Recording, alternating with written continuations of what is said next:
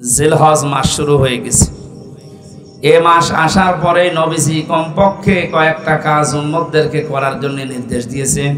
আমরা কয়েক মিনিটে নবীর ওই নির্দেশগুলো একটু শুনি, যদি পালন করতে পারি। 1 নম্বর, এ মাস আসলে বিশ্ব নবী রোজা রাখতেন। যেদিন কোরবানির ঈদ শুরু হবে ওই দিনের আগ পর্যন্ত। সুতরাং আজকে আমার মনে হয় রোজা রাখা ভালো ছিল।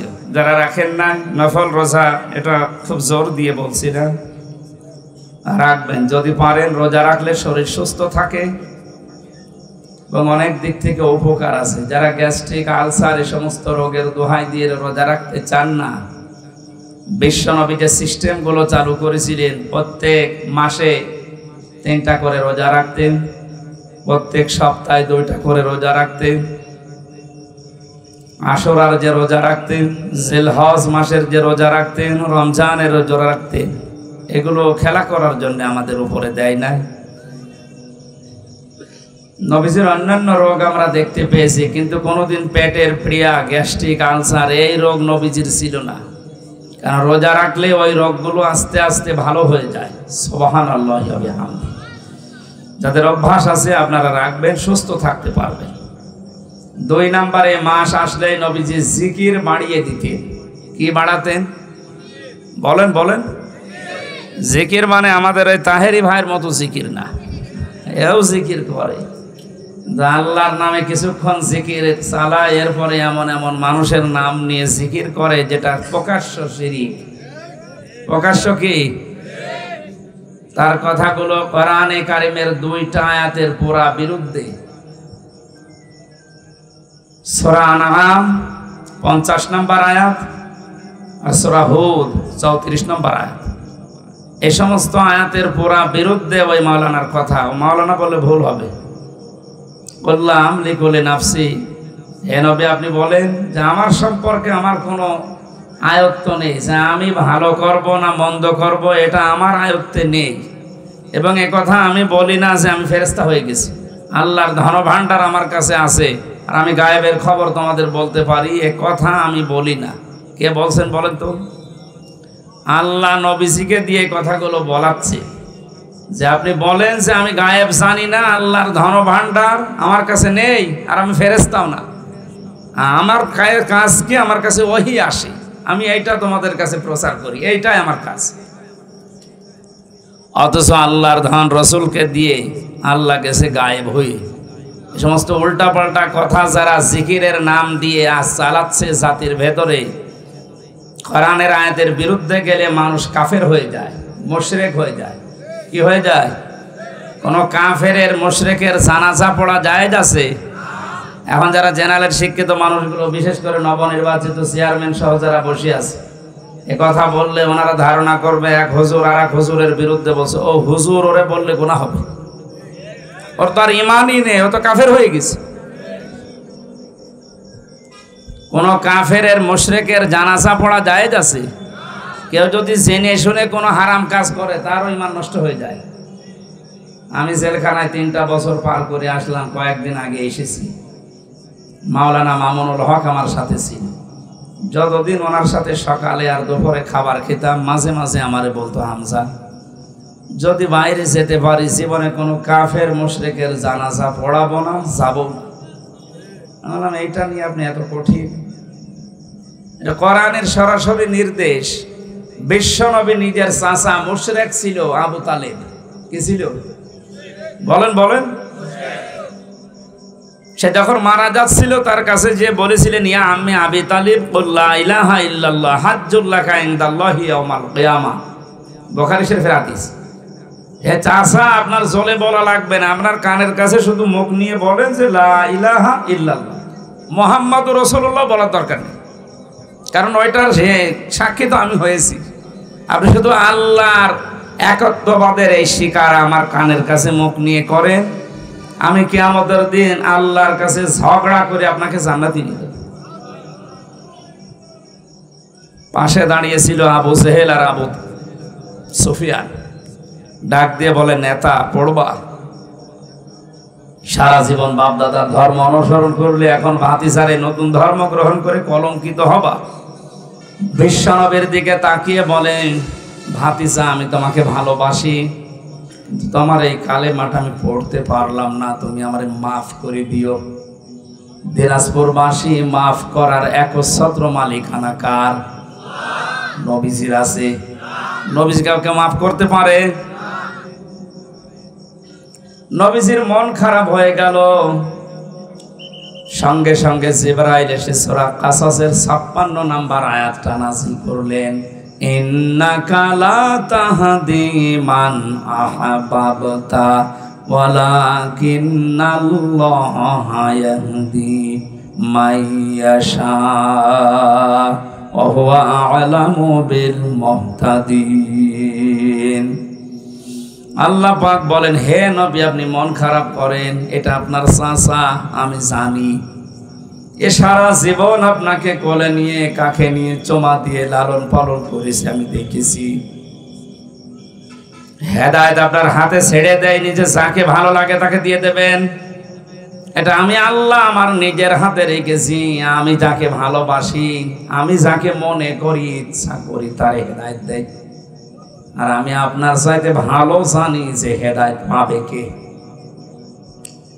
আপনি আপনার চাচা মনে করে বারবার চেষ্টা করছিলেন যে কানের কাছে মুখ নিয়ে হলেও অন্তত একবার বললেও আপনি তারে জান্নাতে নিয়ে যাবেন আমার সাথে বলে, কিন্তু লোকটার অবস্থা তো আমি জানি। আপনার দিকে তাকিয়ে ও নেতাদের দিকে তাকিয়ে সিদ্ধান্ত পাল্টিয়ে ফেলেছে। এই অবস্থায় মারা গেল। নবীজি আবু তালিবের কবরের পাশে দাঁড়িয়ে পর্যন্ত দোয়া করেছিলেন, হে আমার মাবুদ, আমার চাচা আবু তালিবকে তুমি মাফ করে দাও। সঙ্গে সঙ্গে ফেরেশতা জিবরাইল এসে বলে, হে নবী হাত নামান। কার জন্য হাত তুলেছেন? এই লোকটা আপনার চাচা, আল্লাহ তো ভালোভাবে জানে, কিন্তু লোকটা তো মুশরিক। লোকটা কি বলেন না কেন? মা কানা লিন নাবিয়্যি ওয়াল্লাযীনা আমানু আইয়াস্তাগফিরু লিল মুশরিকিনা ওয়ালাউ কানু উলি কুরবা ইলা আখির আয়াত। সূরা তাওবা 11 নম্বর পারার 4 নম্বর পৃষ্ঠা 4 নম্বর লাইনের 113 নম্বর আয়াতের প্রথম অংশে আছে। তাফসীর ইবনে কাসির থেকে বলছি, আল্লাহ পাক বলেন, হে নবী, কোন নবীর জন্য কোন ইমানদারের জন্য এটা জায়েজ না, শোভনীয় না, উচিত না, বৈধ না যে কোন মুশরিকের জন্য আমি আল্লাহর কাছে ক্ষমা চাবে, যদিও ওইটা নিজের নিকটাত্মীয় হয়। এটা আপনার চাচা, আমি তো জানি আপনার আপন চাচা, কিন্তু লোকটা মুশরিক। আপনার জন্য শুধু না, কিয়ামত পর্যন্ত এই আয়াতটা কোরআনে থাকবে। ইমানদার যারা তারাও যেন মুশরিকের জন্য দোয়া না করে, ক্ষমা না চায়। এই আয়াত আমি মানালাম। হ্যাঁ, আপনি একটু চিন্তা করেন তো, যে নবী হাত তুললে আল্লাহ ফেরত দিয়েছে, আমি কোনোদিন পাইনি। ওনার হাতও তোলা লাগে নাই, মনের ভেতরে কামনা বাসনা আসলে কবুল হয়ে যেত। আমরা জানি যে কাবা শরীফ বাদ দিয়ে নবীজি 16 থেকে 17 মাস পর্যন্ত বাইতুল মুকাদ্দাসের দিকে নামাজ আদায় করেছিলেন। হঠাৎ আসরের নামাজের সময় 2 রাকাত হয়ে গেছে, মনের ভেতরে একটা কামনা এসেছে, আল্লাহ আমি যদি কাবার দিকে ঘুরে নামাজ পড়তে পারতাম আমি শান্তি আরো বেশি পেতাম। সঙ্গে সঙ্গে কোরআনের আয়াত আল্লাহ নাজিল করেছেন নামাজের ভেতরেই, قد نرى تقلب وجهك في السماء। হে নবী আপনি বারবার আকাশের দিকে তাকান কেন? আমি বুঝি 2 রাকাত নামাজ হয়ে গেছে, আপনার মনের আকাঙ্ক্ষা অনুযায়ী বাকি 2 রাকাত নামাজ আপনি কাবার দিকে নামাজের ভেতরে ঘুরে পড়েন। কাবা শরীফ হয়তো আমরা মনে করছি এই দিকে, ওই সময় বাইতুল মুকাদ্দাস ছিল এইদিকে, উনি নামাজের ভেতরে ঘুরে গেছে। এখানে কয়েকটা শিক্ষা ছিল, আমি ওগুলোর দিকে না, আমার মূল কথা ছিল নবীজি হাতও তোলেন নাই, মনের ভেতরে কামনা বাসনা আসলে যদি কবুল হয়ে যায়, সেই নবী হাত তুলে দাঁড়িয়ে নিজের আপন চাচার জন্য আল্লাহ হাত ফেরত দিচ্ছে। আপনার একটু চিন্তা আসে না কেন? নিজের আপন চাচা নবীর, সাধারণ মানুষের না, তাও সারা জীবন এত বেশি বিশ্ব নবীকে লালন পালন করেছিল। লাগবে না ভাই, বসেন, আমি কিন্তু পরে জিজ্ঞাসা করব কি বলছি আজকে, খালি 1.5 ঘন্টা বসে থাকা না। আমি যে 12-13টা শিক্ষা বের করবো, শেষে আপনারে বলবো, বাতাস দেওয়া ছিল।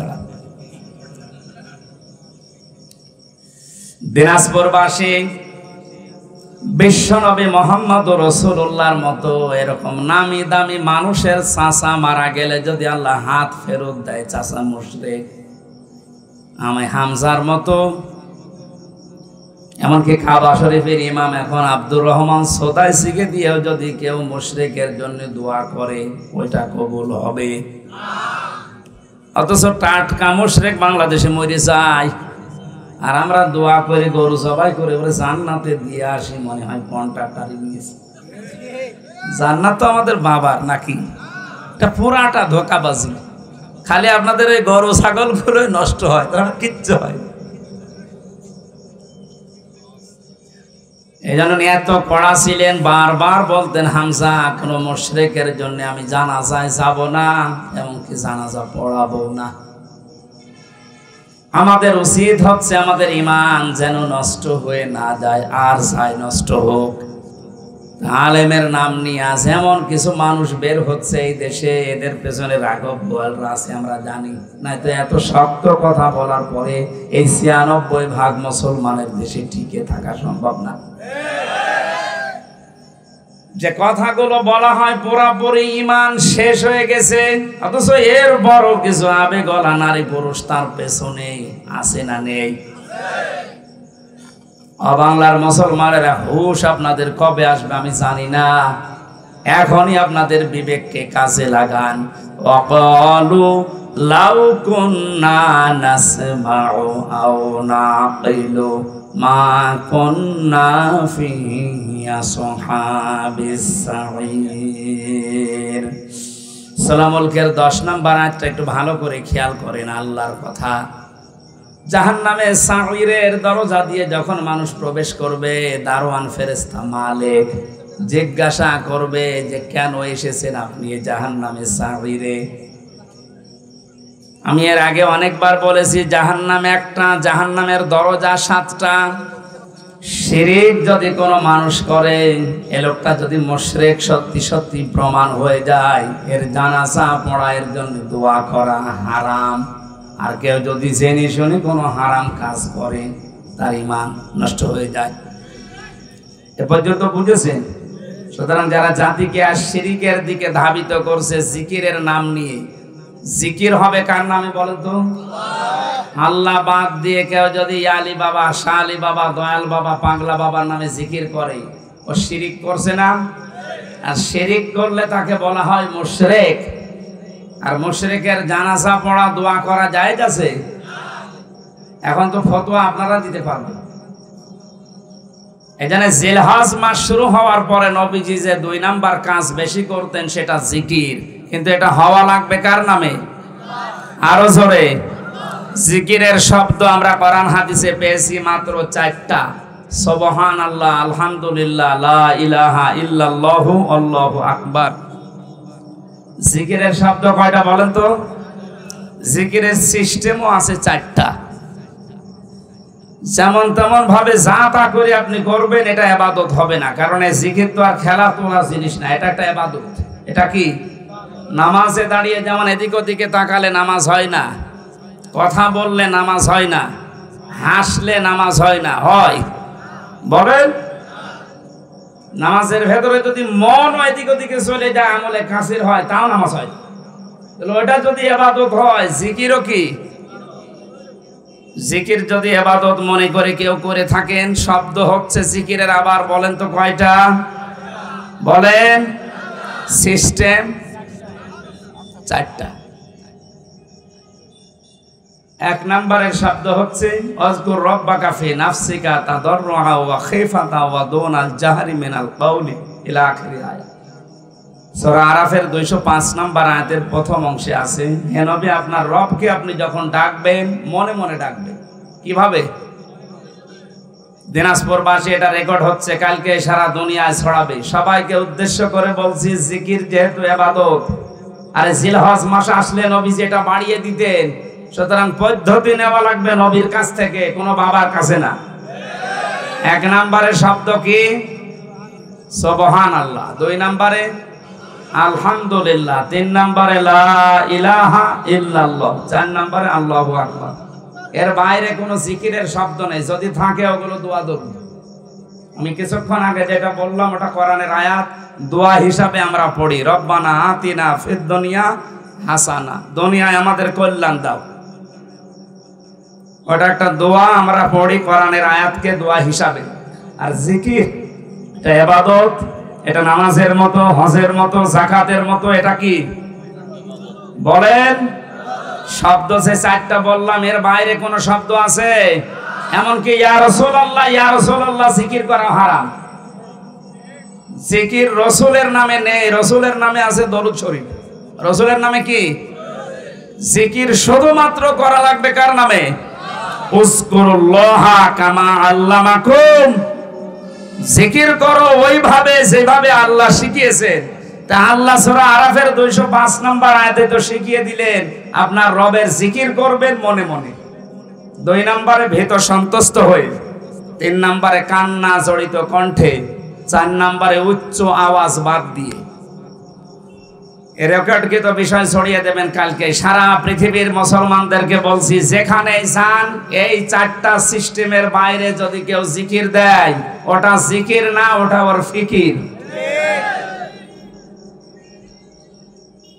আমি আশা করি এটা ক্লাস চলছে, আপনি ছাত্রের মতো বুঝেছেন, নাকি আমি রিপিট করব? এক ছাত্র এসে কাঁদছিল বাবার কাছে, জিজ্ঞাসা করছে কি কাঁদো কেন? কথা বলে না। কি কাঁদো কেন, কিছু বলো। সে রেজাল্ট দিয়েছে। রেজাল্ট দিয়েছে তো ভালো, ফেল করেছে না পাস করেছে? ছেলেটা বলছে আব্বা ফেল করলেও তো কথা ছিল, ছিলাম 5-এ নামিয়ে দিয়েছে 3। এরকম ছাত্র নাই তো আপনার? আবার আমি যা বলছি মনে থাকতেছে? সকালবেলা থেকে জীবনে কার্যকারী করা লাগবে। সুতরাং জিকিরের নামে উল্টাপাল্টা সবচাইতে বেশি এটা ভেজাল চলে বাংলাদেশ, ভারত আর পাকিস্তানে। পৃথিবীর বহু জায়গায় আমি আল্লাহর রহমতে গেছি, পাইনি। জিকির একটা ইবাদত, ওরা ইবাদতের মতো করে। অথচ এই 3টা দেশে এমন এমন জিকির চালু করেছে যে কোনো কোরআনে নেই, হাদিসে নেই, করলেই মানুষ মানে ঈমান হারা হয়ে যায়। আল্লাহর নাম বাদ দিয়ে আলী বাবা, শাহ আলী বাবা, কি বাবা বাবা নাম তুলিস আল্লাহ জানে। আল্লাহ আমাদেরকে বোঝার তৌফিক দিন, বলেন আমিন। জাহান্নামের এই মালিক যে দারওয়ান ফেরেশতা দাঁড়িয়ে আছে, ও কিন্তু জিজ্ঞাসা করবে যে কেন আসলে এখানে। ওরা 2টা কথা বলবে, যারা জাহান্নামে যাবে তারা কথা বলবে কয়টা? তারা বলবে আমরা 1 নম্বরে শোনার পরে না শোনার ভান করে থাকতাম। এই চরিত্রের মানুষ দেশে নেই আছে? মানে আমরা এ দেশে কোরআন হাদিসের কথা কম বলা হয়, তো অধিকাংশ মানুষ শোনার পরে না শোনার ভান করে থাকে। অমানা যুলামু মিম্মান ইফতারা আলাল্লাহিল কাযিবা ওয়া হুয়া ইদআ ইলাল ইসলাম।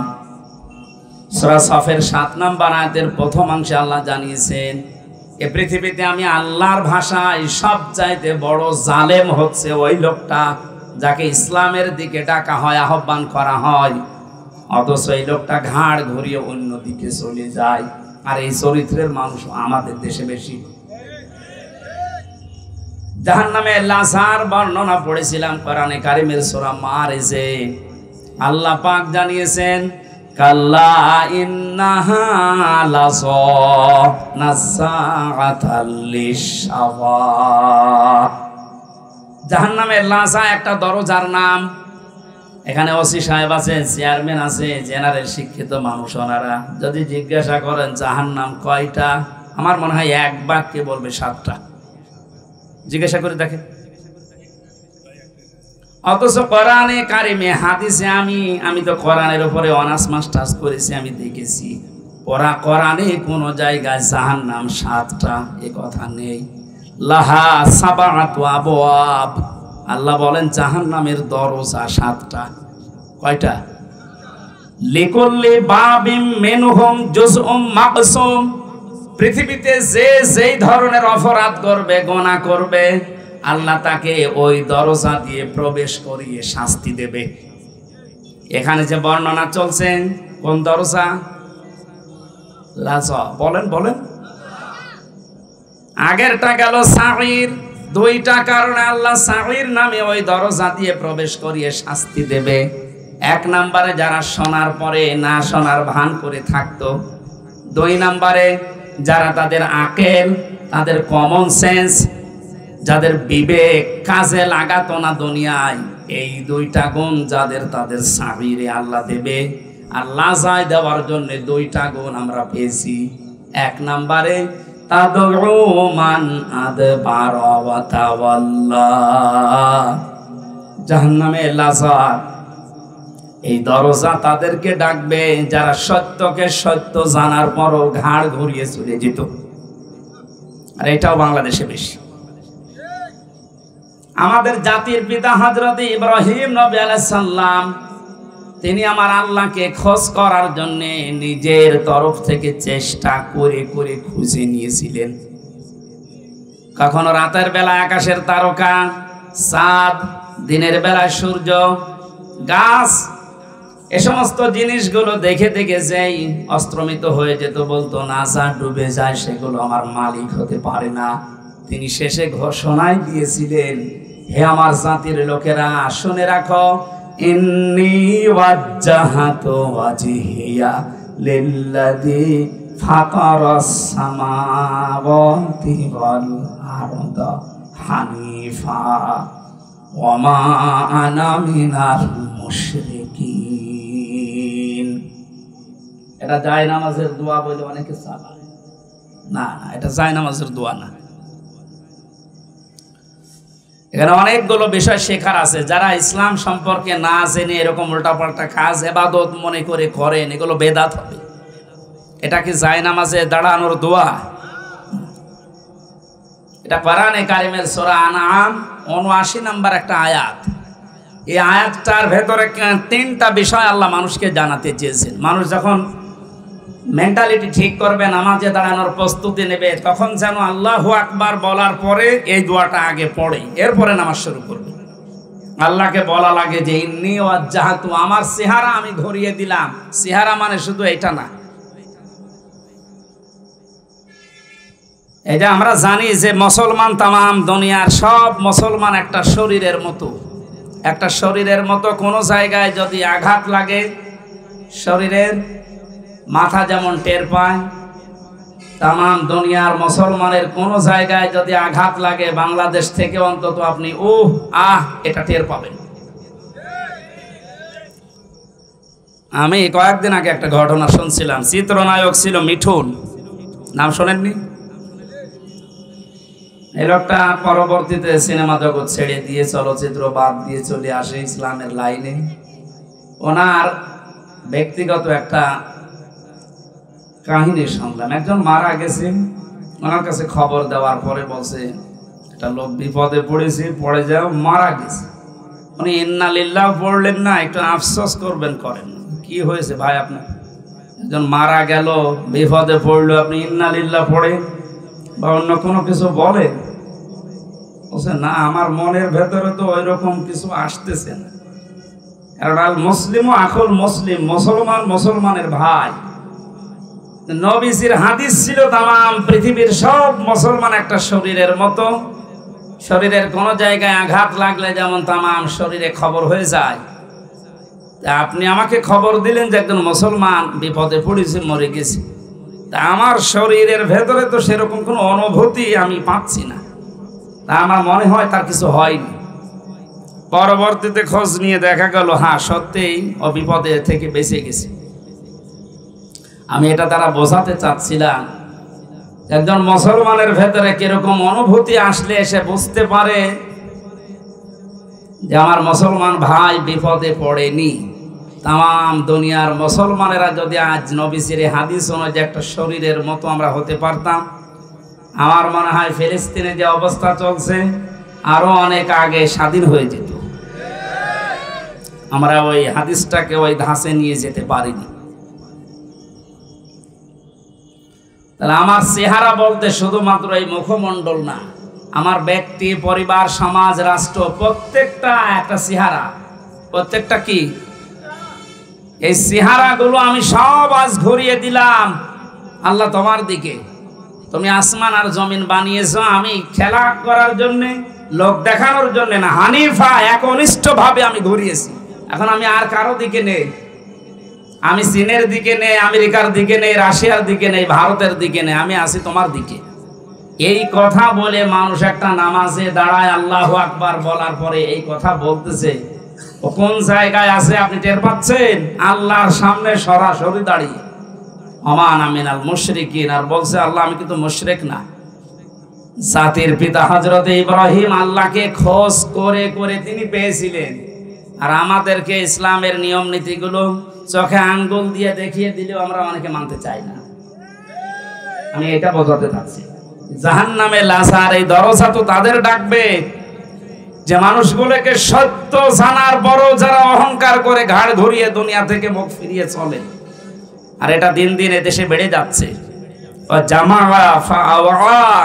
যারা মাল সম্পদ জমা করে আর এগুলো সংরক্ষণ করা যায় কি করে সেই চেষ্টায় থাকে সব সময়। এই আয়াতের তাফসীর অনুযায়ী দুইটা কথা খুব গোপনে বলছি,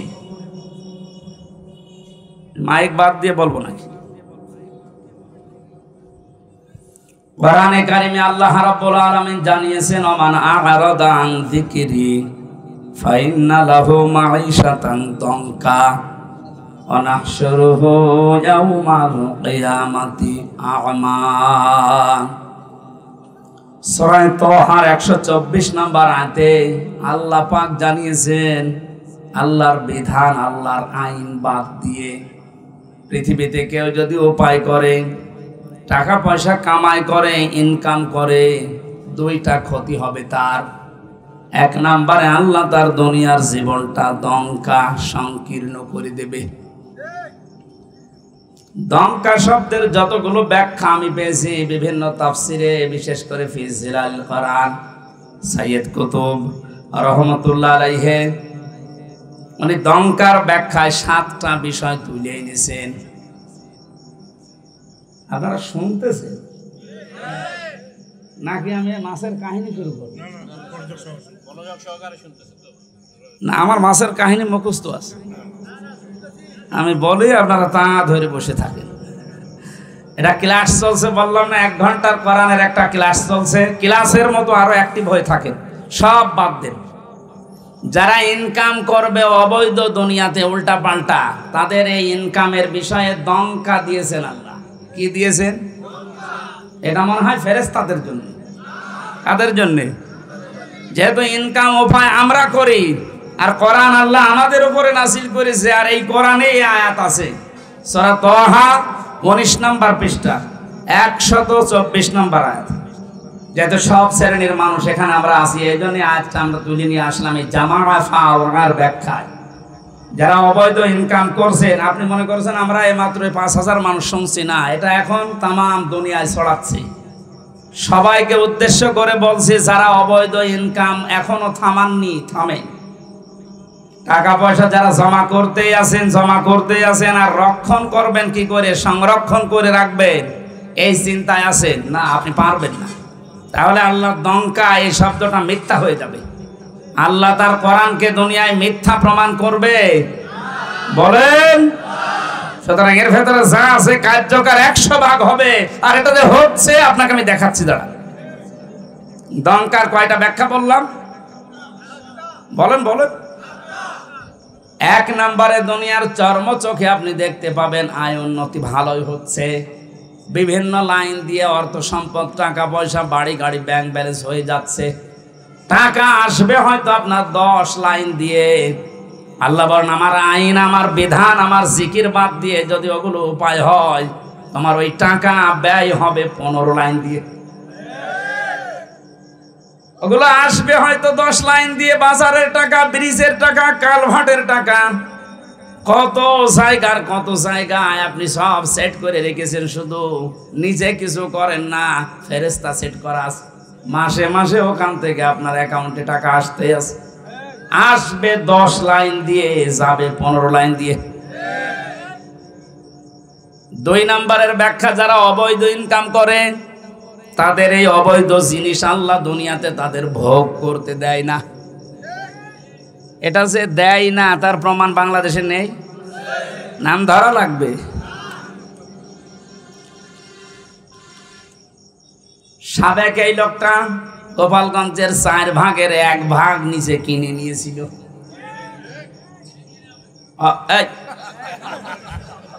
অথচ ওনার যা বেতন, উনি যদি মরণ পর্যন্ত বেতন পায় তাও তো এই জমি কেনা সম্ভব না। একটা জেলার 4 ভাগের 1 ভাগ যদি একজনের হয় তা আমরা কি ঘাস কাটছি? বলেন, এই লোকটার এখন কি আছে? সব হাইকোর্টের মাধ্যমে সরকার নিয়েছে। বাইরে যা ছিল সেগুলো তো বাজেয়াপ্ত। আমার মনে হয় এখন যদি অবস্থায় থাকে, কয়েকদিন পরে দুদক ডেকেছি, শেষ আবার ভিক্ষা করা না লাগে। দমকায় আল্লাহর যে কথা ছিল যে দুনিয়ায় অবৈধ ইনকাম যারা করে ওদের ওই সম্পদ আল্লাহ দুনিয়ায় ভোগ করতে দেয় না, এটা কি আমেরিকায় যে ব্যাখ্যা করা লাগবে? এ দেশে ব্যাখ্যা শুনে বোঝা যাচ্ছে না?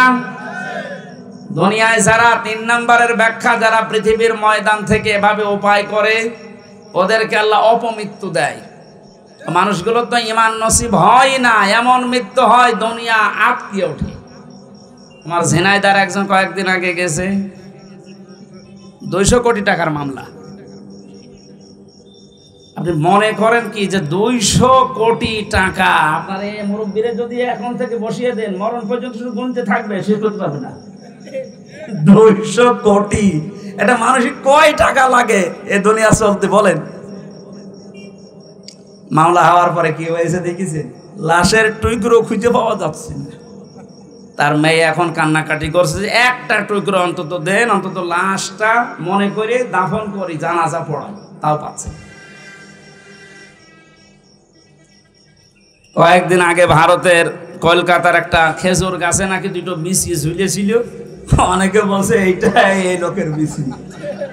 আমি দেখলাম ফেসবুকে যে বিচি মানুষের অত বড় হওয়ার কথা না, এর ছাগলের বিচি হবে।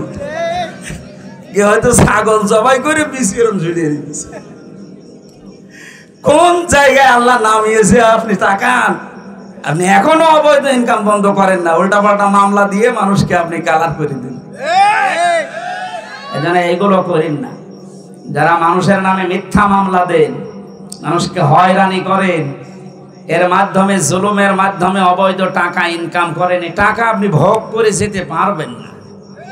যদি করতে পারেন তাহলে এই আয়াত মিথ্যা হয়ে যাবে, কোরআন শরীফ জীবনও মিথ্যা হবে না। 2 নাম্বার, আপনার অপমৃত্যু হবে। আপনি ঈমান নিয়ে যেতে পারবেন না, বেঈমান হয়ে মরবেন। এগুলো আল্লাহ একটা একটা করে দেখাচ্ছে। এইরকম চোখে আঙ্গুল দিয়ে দেখিয়েও যদি আমাদের পরিবর্তন না আসে, তারপর কবে হুঁশ আসবে আমাদের?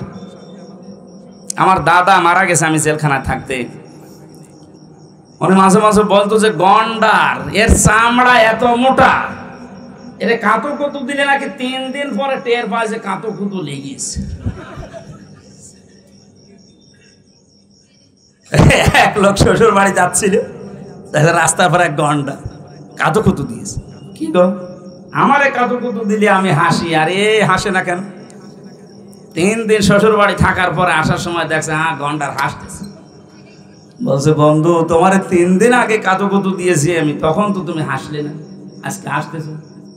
গন্ডার ওর নিজের ভাষায় বলছে, ভাই 3 দিন আগে যখন আপনি দিলেন, 3 দিন সময় লেগেছে চামড়া ভেদ করে আমার শরীরে কাতুকুতু লাগতে। গন্ডারের কাতুকুতু লাগে কয়দিন পর, আমাদের সাথে সাথে। আমি আজ 12-13 বছর কাতুকুতু দিচ্ছি, তারপরেও তো আমার জাতির হুঁশ হয় না। সেই বিশ্ববিদ্যালয়ে 10 সালে ভর্তি হওয়ার পরে আমি মনে হয় 11-12 সাল থেকে এই ওয়াজের মাহফিলে, 12 সাল থেকে 24 সাল, এই 12 বছর, কত 3 বছর নাই ছিলাম ভেতরে, 9 বছর তো কাতুকুতু দিয়েছি বিভিন্ন কায়দায়। কই জাতির তো কোনো পরিবর্তন নেই। অবৈধ ইনকাম কি কমেছে? আমারে ধরার পর আমার বাবার কাছ থেকে টাকা নিয়েছে। কই অবৈধ ইনকাম তো কমছে না। আর আমার মনে হয় এই আয়াতের উপর আমাদের এখনো 100% বিশ্বাস হয়নি, ভাষা বিশ্বাস আছে। এই জন্য লাজায় যাওয়ার যে কারণগুলো বললাম, এগুলো যেন আমাদের ভেতরে থাকলে আমরা এখনই থেমে যাই। সাইরে যাওয়ার যে কারণগুলো বলছি, এগুলো থাকলে যেন আমরা থেমে যাই। আল্লাহ আমাদের আমল করার তৌফিক দাও, আমিন। আরো জোরে বলেন। আমার ভাইরা, জিলহজ মাস যেহেতু শুরু হয়ে গেছে, নবীজি যেভাবে জিকির করতেন, আজ যারা জাতিকে জিকিরের নাম নিয়ে মুশরিক বানাচ্ছেন, শিরিকের দিকে ধাবিত করছেন, তারাও থামেন। জিলহজ মাসের 3 নাম্বার আমল, নবীজি এ মাস আসলেই ঘোষণা দিতেন, যাদের সামর্থ্য আছে তারা যেন অবশ্যই কোরবানি করে। কি করে? বলেন বলেন। এ শব্দটা সে জন্মের পর থেকে শুনছি, কোরবানি কি, এটা এর ইতিহাস কি, কোথা থেকে এসেছে, এটা শুরু হয়েছে কোন দিন থেকে? অধিকাংশ মানুষ আমরা ইব্রাহিম আলাইহিস সালামের জীবন থেকে মনে করে কোরবানি পেয়েছি। হযরত ইব্রাহিম আলাইহিস সালাম তার সন্তানকে জবাই করছে, কোরবানি দিচ্ছে ইসমাইলকে, এটা থেকে আমরা জানি না। কোরবানি শুরু হয়েছে সে দুনিয়া শুরুর পর থেকে।